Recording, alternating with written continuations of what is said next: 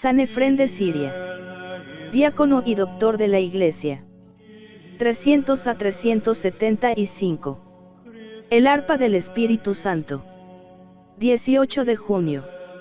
San Juan Crisóstomo es el cirio de la ciudad, helenizado, transformado por la cultura clásica, iluminado por los resplandes de las escuelas atenienses.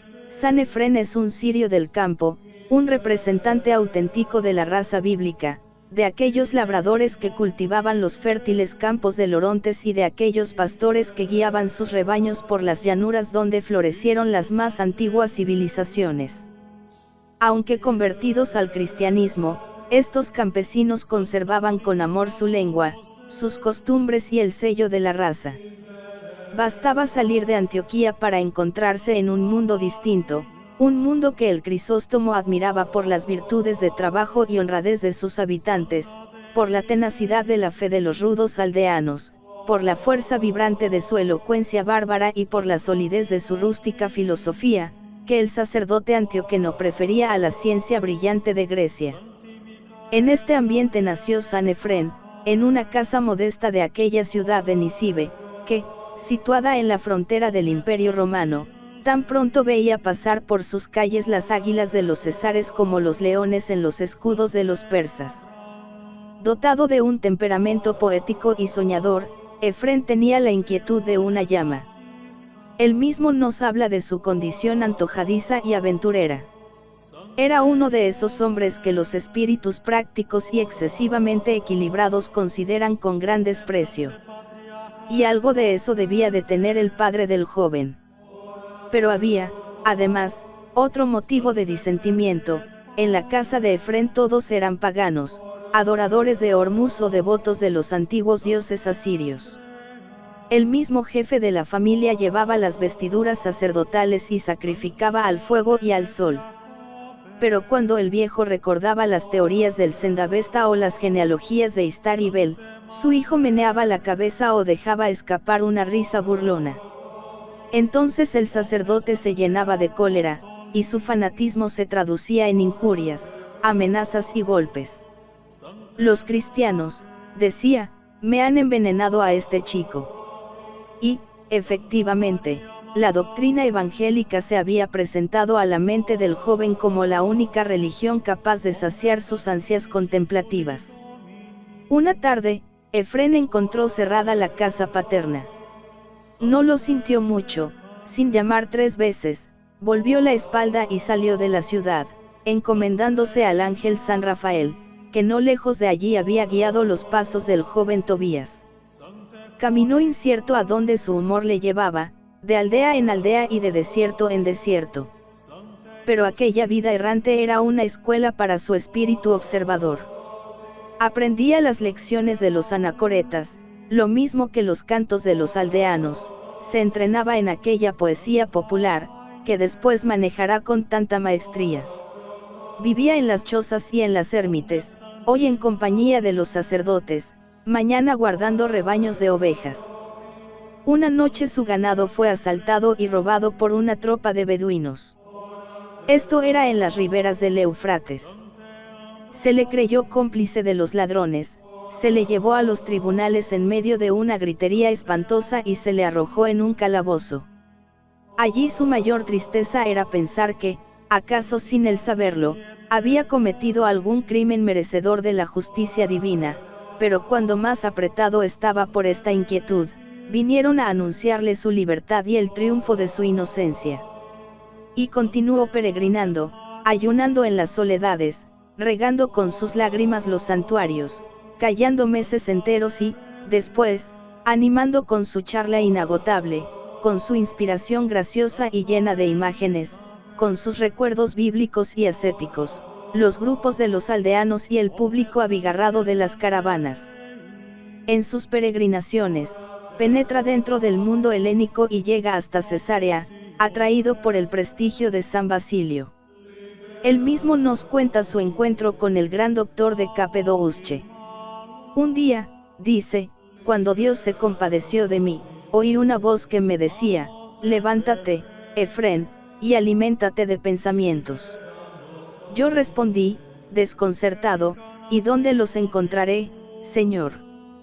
Entonces Dios me dijo, ve a mi casa, allí hay un vaso de oro lleno de maravillas. Empujado por estas palabras, me levanté, me dirigí al templo del Altísimo, y habiendo llegado a la entrada, al inclinar mi cabeza bajo los pórticos, vi en el santuario un vaso de elección, que brillaba delante de la grey de Dios y, adornado de santas frases, atraía las miradas de todos.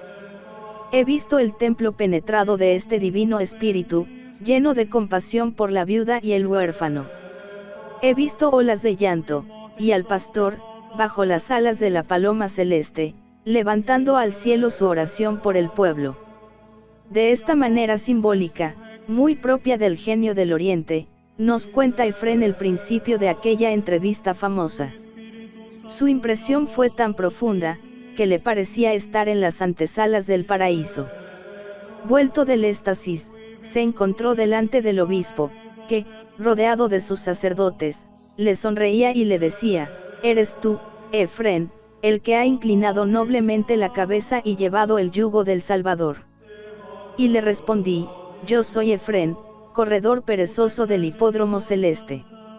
Entonces aquel hombre divino, poniendo la mano sobre mí, me confirmó con un santo abrazo y me dio los alimentos de su alma fiel, comida de doctrina incorruptible y de pensamientos inmortales, y le dije, llorando, «Oh Padre mío, guárdame de mi debilidad y de mis negligencias, dirígeme por el camino recto, el Dios de las inteligencias me ha traído hasta ti para que seas mi médico.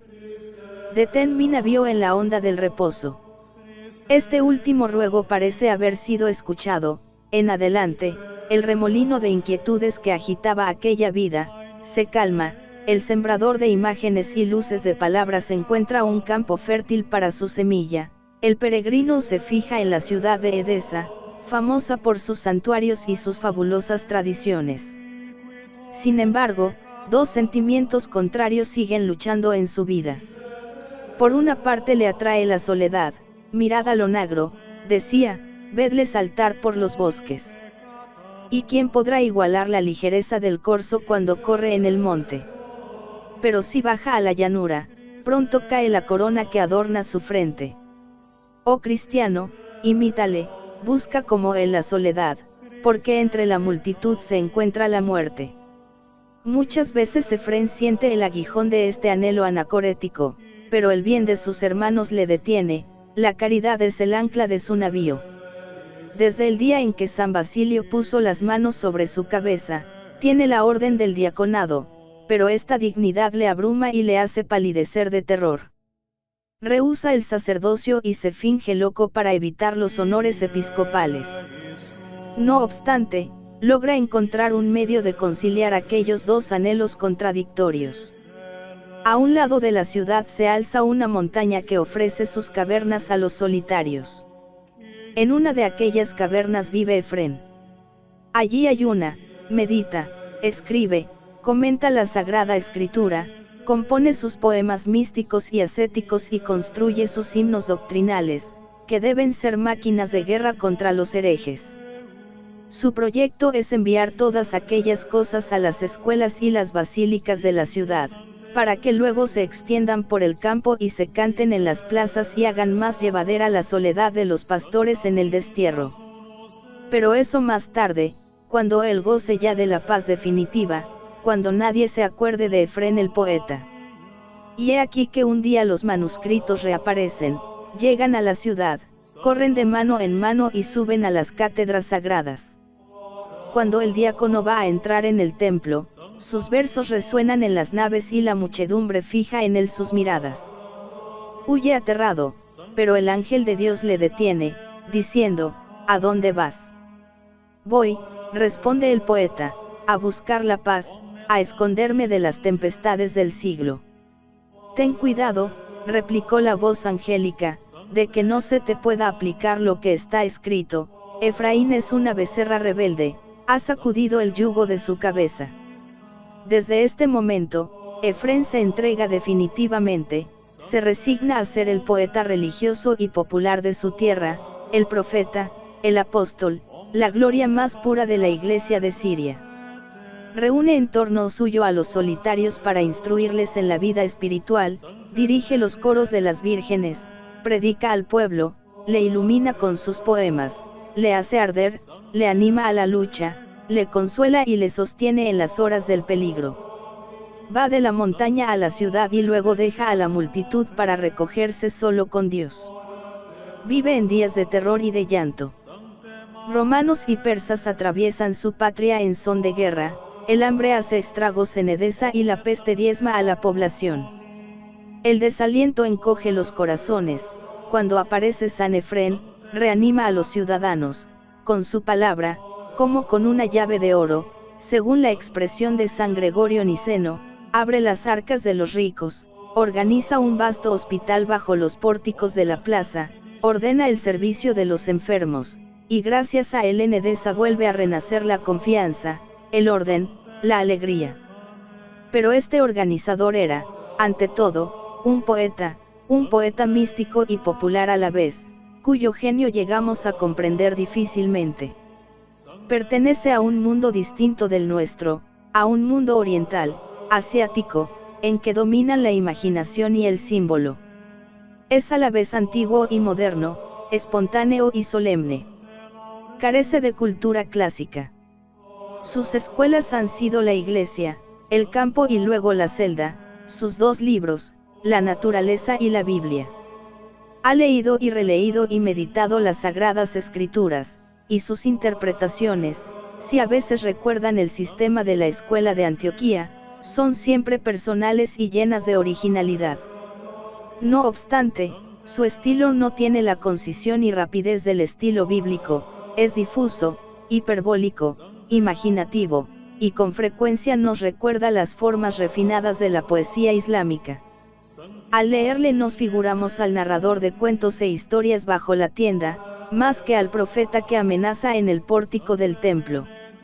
Escribe en prosa cuando interpreta los santos libros, pero el verso es la forma ordinaria y natural con que se viste su pensamiento. Ya sea que reprenda a los monjes, o cante la vida de los santos anacoretas, o celebre a los patriarcas del Antiguo Testamento, o predique al pueblo, o levante su voz contra las herejías, o se extasie ante los misterios de Cristo y las grandezas de su madre, es siempre la forma poética la que recoge su inspiración, más afectuosa que dogmática, más conmovedora que reflexiva. Tiene el don de lágrimas, llora y hace llorar. Sus discursos, inflamados por repentinas oraciones, son diálogos entre el alma y Dios, donde a veces se intercalan relatos de visiones, que no sabemos si son imaginarias, o si se ofrecen realmente presentes a sus ojos por el ardor de su imaginación y de su fe. Ve la suprema belleza, hacia la cual aspira su alma, habla con ella, recoge sus respuestas en raptos jubilosos, para caer luego tembloroso, abrumado por un terror tan grande como su entusiasmo. Cuando habla con el pueblo, es piadoso y lleno de ternura, con los monjes es severo y amenazador, pero su inspiración tiene siempre el poder mágico de hacer amable la virtud, aunque la revista con el gran manto de la austeridad. Donde el fervor religioso de San Efrén tiene sus momentos más inspirados, es en sus himnos teológicos y apologéticos. Pueblo primitivo y patriarcal, el de Siria, miraba la poesía y el canto como un instrumento de enseñanza doctrinal y de lucha de ideas. No le bastaba la predicación ni la controversia. Muchas veces, en los campos y en los caminos, había oído Efrén las canciones heréticas con que Armonio, discípulo de la escuela de Atenas, esparcía entre los sirios los errores gnósticos de su padre, Bardesanes. La vehemencia de sus convicciones le lleva a emplear el mismo sistema para defender la verdad. Sus enemigos son Marción, Manes, el mismo Armonio, Arrio y Juliano el apóstata. Su palabra es una espada, hiere y relampaguea, movida por la violencia del amor. Juntaos, judíos y herejes, grita el guerrero de la fe, juntaos con los bárbaros y los idólatras, dadme la muerte por Jesucristo. Vuestro crimen me llenará de horror, pero seré dichoso muriendo. El genio de Efrén no se complace en remontarse a las esferas de la meditación teórica, Acepta el razonamiento cuando se le ofrece la ocasión, pero de ordinario se contenta con cantar la belleza y la sublimidad de la verdad. Tiene su teología, pero esa teología es popular como su poesía. Lo mismo que en sus poemas ascéticos, también aquí tiende al diálogo consigo mismo, haciendo de su poema una efusión del alma delante de Dios, una meditación, una elevación sobre los misterios cristianos. Las cuerdas de su alma vibran con más suavidad cuando celebran las glorias de María, y sus cantos de Navidad tienen la misma frescura inagotable de nuestros villancicos clásicos. Pero si en ellos saludamos complacidos al primer poeta de la Virgen, en sus poesías, en aquellos fúnebres lamentos con que llora la muerte de sus conciudadanos más ilustres, desde el obispo hasta el niño agotado en la cuna, se nos presenta como el cantor doliente de las efímeras alegrías del mundo. Con rigor implacables persigue las obras de la vanidad en todos los momentos de la gloria humana, en todos los trofeos da la ambición. La nada de la vida le pone en los labios expresiones geniales, nada le deslumbra sobre la tierra, tiene el corazón en la altura, agitado entre las esperanzas y los terrores del mundo invisible. Las escenas aterradoras del juicio último se mueven delante de sus ojos con tal viveza, que le alteran, le hacen palidecer y prorrumpir en crisis de llanto. He aquí cómo nos describe uno de estos accesos de angustia: antes de amanecer, me levanté, y salí con 2 hermanos de la ciudad de Edesa, la muy amada. Había levantado los ojos al cielo como a un limpio espejo que reflejaba el brillo de los astros sobre la tierra. Lleno de admiración, me decía, si estas cosas resplandecen con tanta gloria, ¿cómo no brillarán los santos en el advenimiento del Señor? Y empecé a pensar en esta venida terrible. Mi cuerpo temblaba, mi alma se estremecía y yo lloraba diciendo, ¿en qué estado será sorprendido, al llegar aquella hora, este pobre pecador? Los 2 hermanos que me acompañaban se volvieron a mí y me preguntaron, oh padre, ¿por qué gimes de esta manera? Yo les dije, lloro por mi cobarde negligencia. Hijos míos, Dios, en su bondad, nos ha dado la luz y yo la rechazo cada día. Constantemente la gracia visita nuestros corazones, si los encuentra en paz, penetra y habita en ellos, pero si no los encuentra limpios, se aleja, dejándolos en la oscuridad. Y he aquí que en nosotros se encuentra siempre una habitación llena de soberbia y de cobardía, un verdadero lodazal de malos deseos y pensamientos vergonzosos. Sin embargo, los últimos momentos de aquella vida hermosa fueron serenos y luminosos, como el agonizar de una tarde en Oriente. El último canto del poeta respira confianza y aún alegría. Es su testamento, resumen poético y encantador de su existencia, retrato de su alma, último destello de una llama pura y ardiente. Se le ve satisfecho, como el labrador que ha terminado su jornada, como el jornalero que ha consumado su tarea. Yo muero, exclama, el tejido se ha terminado, falta aceite en la lámpara, mis días y mis horas han volado hacia la eternidad. Jesús, júzgame tú, pues aquel a quien Dios juzgare, necesariamente alcanzará misericordia.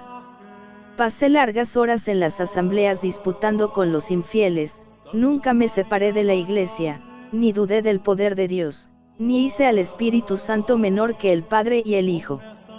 Se despide emocionado de la ciudad que le ha dado hospitalidad, que le ha aplaudido sus versos y se ha estremecido al oírle en las grandes solemnidades. Bendita sea, dice, por siempre bendita la ciudad en que habitáis, Edesa, madre de sabios. A sus hermanos y discípulos solo les deja el ejemplo de su fe y su doctrina, porque Efrén nunca tuvo bolsa, ni bastón, ni oro, ni plata, ni posesión alguna. Pide una sepultura humilde, teme la admiración de sus compatriotas y se dirige a ellos diciendo, no me enterréis, oh edesanos, en vuestros monumentos, ni cerca del altar, ni a la sombra de la casa del Señor. ¿Qué tiene que ver un gusano con la morada de la santidad? He hecho un pacto con Dios para ser colocado entre los extranjeros, porque soy, como ellos, un extranjero y peregrino. Llevadme con la túnica y el manto que usaba ordinariamente, acompañadme con himnos y salmos y haced oraciones y sacrificios por mi alma. Tal fue el doctor de Siria. Muchas de sus obras han desaparecido, otras solo se conservan en traducciones griegas, que son verdaderas imitaciones, pero aún así, la admiración nos sobrecoge ante la figura nobilísima y la obra espléndida, y los arrebatos poéticos, y las brillantes fantasías, y la exaltación religiosa del gran poeta místico, a quien sus compatriotas llaman la columna de la Iglesia y el arpa del Espíritu Santo. Grande es Efrén, decía San Juan Crisóstomo, despertador de espíritus mediocres, consuelo de los afligidos, disciplina y enseñanza de la juventud, espejo de los monjes, masa poderosa de la fe, edificio de virtudes y morada del Paráclito. Cuando los edesanos llevaron su cuerpo al cementerio de los extranjeros, pudieron muy bien recoger aquellas estrofas con que él había llorado a uno de sus amigos: oh río de vida, cómo se ha secado tu cauce. Oh talento generoso y fructífero, ¿quién nos ha robado tu amable resplandor?